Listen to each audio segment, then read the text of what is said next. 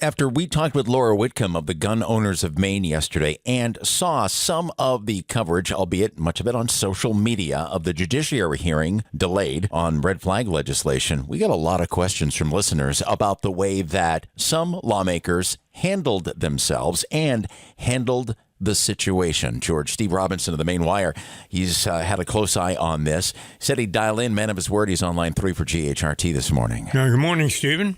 Or Steve. Good morning, fellas. You want to be Steve or Steven this morning? George wants to know. It depends. Am I in trouble? Are you my mother? Steven is usually when I've done something wrong. Not using your middle name, don't worry. How did the Democrats on the Judiciary Committee handle themselves during the hearing? Oh, well, they were ornery. I mean, they didn't want to be there. That's clear from the process that David Trahan and Representative Poirier just laid out. They did not want to be there. It's very clear that they were, forced and shamed into having to hold that hearing in the first place. And, if they were trying to put on poker faces, it was not effective. The chairman of the committee, Senator Ann Carney, of a $2.4 million mansion down in Cape Elizabeth, she arrived to the hearing late, specifically to the state trooper's testimony. She came in very, very obviously in a sign of, intentional disrespect to State Police Lieutenant Michael Johnston. She arrived late, and the looks on the faces of all of the Judiciary Democrats were very dismissive. I think Senator Rachel Talbot Ross noted of Johnston's testimony that it was dense. I checked; it was written at about an 11th grade reading level. It didn't seem that dense to me. It seemed, if you'd just listened to him, you'd have understood pretty quickly that what he was saying is that the law would be a bad idea that would make Mainers, including domestic abuse victims and police officers, less safe and would undermine an existing law that is working. So they didn't want to be there at all. And as they dragged out the testimony with their questions, it ran to 45 minutes long. It became very clear that they'd bid on to something that they probably shouldn't have. They probably should have just let him finish his testimony and leave, but they dragged it out, and he was able to demonstrate his masterful knowledge of the Maine Criminal Code. People who don't know, the Maine State Police or aren't familiar with Lieutenant Johnston might not know, but it is said of him that troopers across the state, whenever they are in any kind of situation where there's some question about what the Maine Criminal Code says about some corner of the law, they know that they've got Lieutenant Johnston on speed dial. They can call him, and he'll spit out.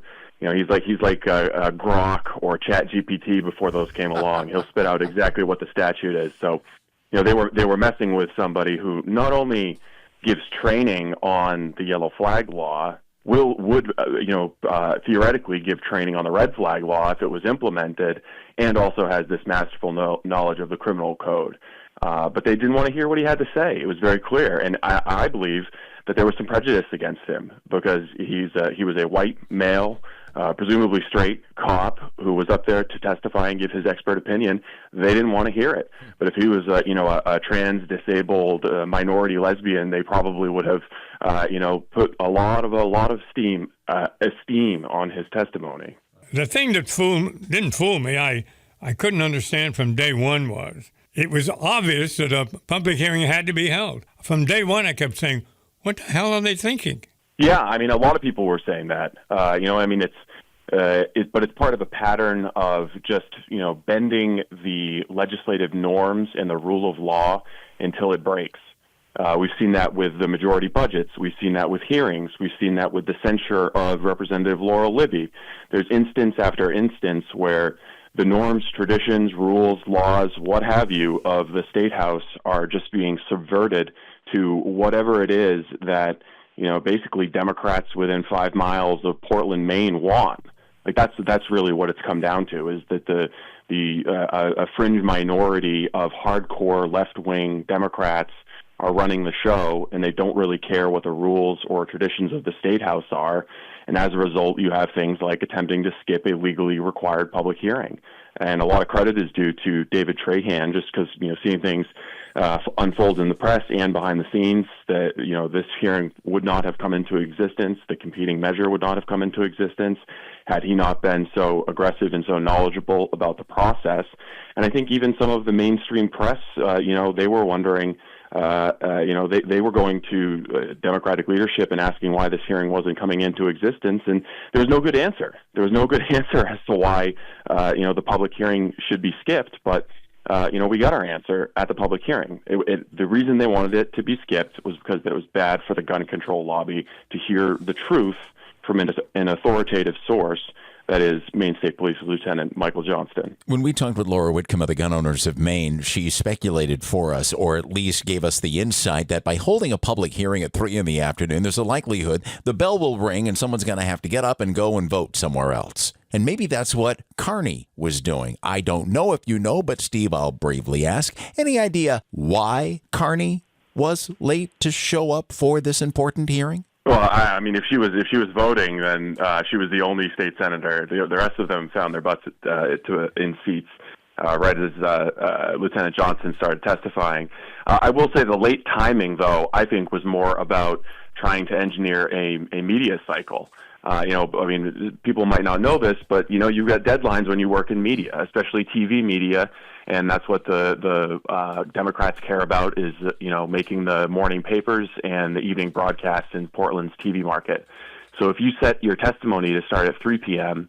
and you let the gun control advocates go first for 90 minutes, yep. and then the competing, the David Trahans and the Mike Johnstons of the world testify at 4:30, then that's too late to catch the evening news.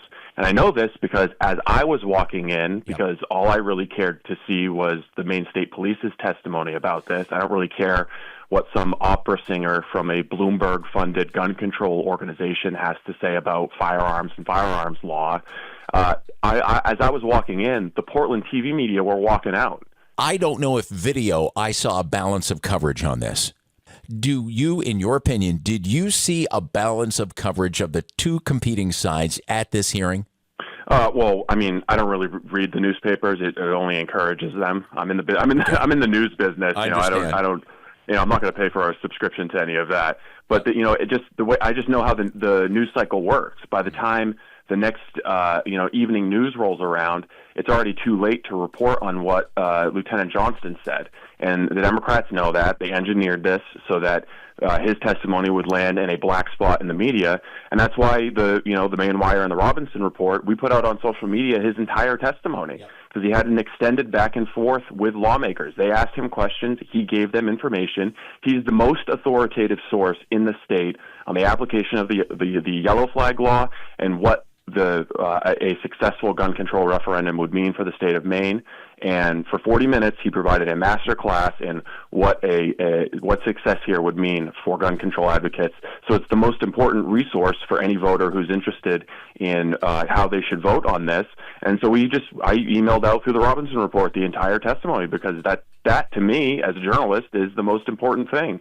I don't really care what some paid lobbyists have to say about it, and I have to give begrudging credit to Governor Mills and the leadership of the Maine State Police for allowing that testimony to occur. And you could tell that Lieutenant Johnston was speaking from the heart. He really meant it. This is something that, if it succeeds, he thinks is going to put troopers' lives in danger, is going to put cops' lives in danger, and is going to just weaken public safety across the board in the state of Maine. I mean, his testimony basically said everything that the advocates of gun control are saying about this is false, and in fact, the opposite is true. All the bad things they claim will come into existence if this fails will actually happen if it succeeds. That's effectively what he was saying, and why the Democrats work so hard to avoid having his testimony heard by a large number of people. With 21 states, the District of Columbia with the red flag law, and Maine is, the only yellow flag law in the country. And with the numbers that signed up, is this the uphill battle it seems to be? Well, I actually think that it's going to turn out to be more like the bear baiting referendum. I think that this is a wildly unpopular topic in Maine, and I think that it activates voters to come out who probably the Portland area Democrats don't want to come out. because they see this for what it is. There's an angle of this that Lieutenant Johnston and David Trahan haven't touched on, and that is the political weaponization of the red flag law.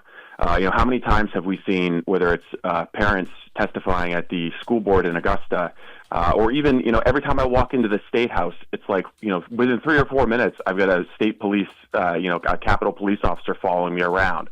Capitol police officers, Senator Ann Carney has brought in Capitol police officers to babysit David Trahan as if he's a danger to public officials, okay? So if they're willing to do that, if they're willing to call police on parents at school board meetings, how much more so will they be willing to pull this red flag thing on conservative activists? So there's a huge component of this that is about left-wing activists sticking red flags on conservatives to try to give them what's effectively a scarlet letter, and we've seen this happen in other counties. There's a county in Florida that I think David Trahan has talked about where there's a sheriff who has issued red flags against middle schoolers.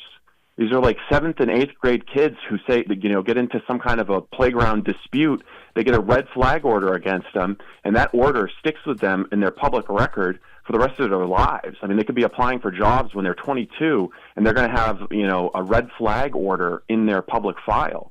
So there's a huge component of this where it could be weaponized by fringe minority political groups.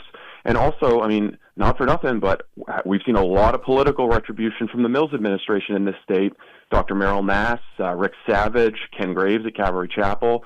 We've seen a government that is more than willing to go after its political opponents using the arm of the state, and the red flag law would just put that on steroids. Super quick final question for you in our last moments here. Steve Robinson of the Main Wire. The opponents of red flag legislation wanted this hearing so people could have a chance to hear from the state police and, yes, to hear from the governor's office on its opposition. Will they actually hear, and will they be able to overcome the financial advantage that those that want to see red flag in place play ahead of the referendum?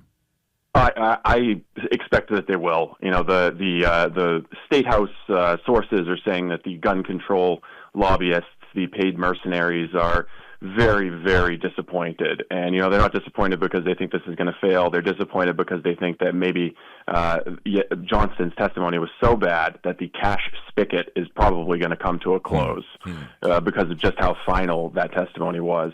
Where do we see or connect to the Robinson Report and to the work of the Main Wire? It's a new URL that people might not be familiar with, but we've heard it from you once before. Yeah, you can sign up for the email alerts from the Robinson Report at asmaingoes.com and follow everything else at themainwire.com.